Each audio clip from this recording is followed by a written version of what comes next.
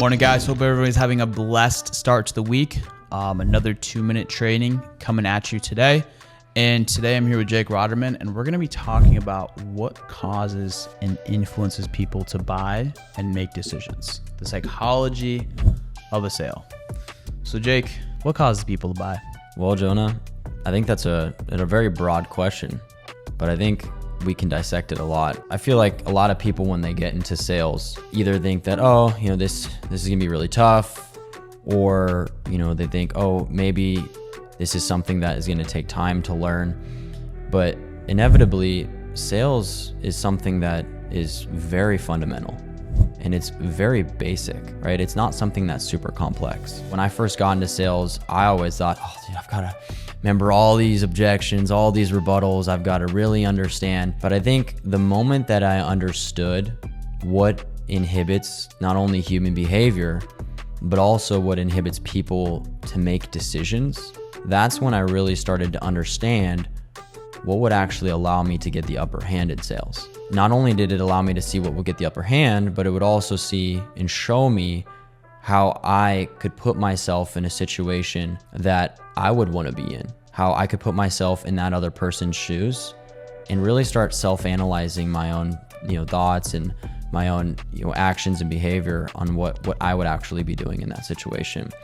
And Jonah, is, obviously me talking about that, are there anything that you've noticed when, starting in sales and going through that really you've kind of pivoted to in understanding that basic psychological element? Yeah, dude. So the biggest switch for me was switching from less about the product, more about what that does for their family and how that solves their situation.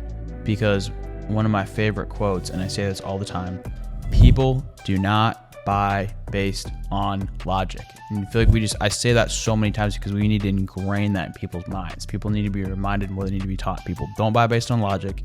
One of the biggest mistakes I see new agents making is they come in like, hey Jake, so yes, we got this really great product and it's $300,000 and it's, for only $138 a month and it's 100% access to living benefits. And if you don't use it, you get all your money back at the end and blah, blah, blah, blah, blah, blah, blah. It's salesy, right? Salesy versus, connecting with them on an emotional basis and asking intentional questions as to like, God forbid, Mary, if John didn't come home tomorrow, what would that look like for you guys? I'm assuming that would be pretty tough on your family. Is that correct? Yeah. Okay. And just really digging in and hitting on the emotional pain points. Because again, people don't buy based on logic. They buy based on emotion, and they back that emotion by logic to justify their emotional purchase. All sales is simply a transfer of energy. Right. I think one of the most important things anyone's ever told me in sales was, if you can make the individual feel like it wasn't a sale, you've won. Mm-hmm. I've taken that throughout my journey in sales. And the reason is because, if we dive deeper into the actual psychological principles of what inhibits somebody to buy, is exactly what you said. It's creating a need or a problem, right? But you don't create it for them. You ask questions to allow in their own brain for themselves to create that problem, right? And then you're there to provide that solution, right? Like you just said. But throughout that process, if I'm making sure that I'm allowing them to not see that it's a sale, they're going to be, less reluctant to push back on me. They're going to understand that I'm there for them, and they're going to want to actually, buy the product or purchase, whatever I am selling to them. Because that human psychological element of understanding, right, is you don't only want to understand, or I guess you could say this is, if you're a client, right, you want the person that you're talking to not only understand your situation, right, but to actually take it from a personal standpoint and have them realize that, hey, this guy understands my situation, but he understands that the solution is actually going to benefit my family, and he feels that wherever I'm going in this situation, this guy is going to be along with me, and I understand that we're in this together. That psychological element of understanding and being in that environment together with an individual is so crucial for a sale, because they're not just buying the product, they're buying you. Yes. Right? And people talk about this time in and time out is, yes, it's buying you, but at the same time, you have to understand that the client is always going to change. Situations are going to change, environment's going to change. But if you stay with that same mindset of I'm going to help the client no matter what, and I'm going to make sure that I'm serving them the best that I possibly can, you really can't fail. It's huge. And a lot of times when a client's giving you pushback, in the back of their mind, what they're asking themselves is, how much does this person actually care about me and my family? You know, on the worst day of my family's life, God forbid, if I pass away and I'm no longer here, can I trust this individual to put his foot on the insurance company's throats to make sure that my family's taken care of, the death claims paid out accordingly, and my family's taken care of? It's really just simply a matter of how much do they care. If you're just the salesy quote guy, as soon as they give you 1 or 2 objections, you're out. Well, yeah, you're just a sales guy. But if you have a firm belief in the product, what you're doing, and you make it very clear, hey, I'm a professional, I'm here to help and serve you, and this is serious, so let's take this seriously. No matter what they say, it doesn't faze you, because all an objection is simply an excuse. And you show them the value, they're like, wow, this person really cares about. Like, I've sat in homes where it got hostile. Yeah. Like, they were yelling, threatening to throw me out of their house, but I stood my ground. I respectfully challenged them. I remained professional and, didn't argue, but held my ground. And by the end of it, an hour and 20 minutes later, we're hugging it out. They're thanking me, right. And those clients are still on the books. Right. And they still call me from time to time. They may not have liked me, but they respected me. And my mindset every time I'm with a client, I go into a presentation is, I'm either going to help this family or we're going to get very uncomfortable.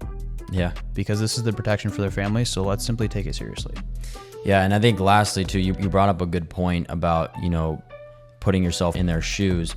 And I think as salespeople, I want more people to understand this is, dude, we're professional analyzers. That's what our job is, right? We talked about this another time is, dude, when you come into a room, right? I think most people don't understand the importance of analyzing your situation. Now, a lot of it, people are doing over the phone sales, not always in person, but you can still analyze a lot.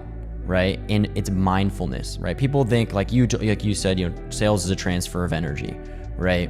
If we lay back and we're all laid back here and we're just, hey, John and Mary, this, that is not giving our energy out there. So what I mean by professional analyzers is, and let me stop you there. Not only is it not, but you're saying, hey, I don't take my job seriously. Right. And when you portray that you're not taking your job seriously, also what you're portraying is, hey, I don't care about your family. Yeah. I'm just here to make a sale. That's right. Exactly what you're demonstrating to the client. Right. And that's so true. And what you're demonstrating as well is when you're actually analyzing a person, you're able to notice key things that you can take up and that you can actually use as ammunition within your sale. For example, if I walk in a room, right, I look at you. You've got your legs open, you've got your hands behind your head, you're laying back. What can I tell about you? Or I can tell that you're a dominant human being. Right? I can tell that, okay, this guy's a little bit more dominant. If you got your legs crossed, you're looking away from me when I'm talking to you, right? I can tell you're a little bit more recessive, right? But I can use that to my advantage when I'm in the sale because it's human psychology, right? Now, if you're recessive, you've got your legs crossed and you're looking at the sky when I'm talking to you, am I gonna want to bull rush you? No, right? I'm gonna want to stay calm. I'm gonna stay relaxed, and I want to talk to you a little bit more downtown, right? Now, if I come in and you put the gun on the table, right? You've got your legs open, you got your arms behind your head, right? I'm gonna come at you with a little bit more bigger tone, stricter tone, right? A little bit more bold mentality. Right. And so I really challenge people here in sales is when you are on the phones or you're in person, whatever it is, pick up on the little things, analyze the situation you're in. And that's not only going to allow you to get the upper hand in the sale, but that's going to allow you to understand the client better. Because what we're talking about is understanding their situation, putting yourself in their shoes, understanding the psychological element behind it. But the biggest thing is analyzing that client throughout the entirety of the sale. So that way you always know not only how they're going to respond, but also how to respond, right? And I think that's one of the crucial points that people are missing when going into sales is constantly making sure that you're analyzing the situation you're in and analyzing that individual. Boom. So valuable. Well, we're out of time, but I could do an hour and a half podcast on this very topic. But guys, thanks for tuning in. If you found this valuable, please share with someone else that may take value from this podcast. Don't forget to like and subscribe. Keep striving.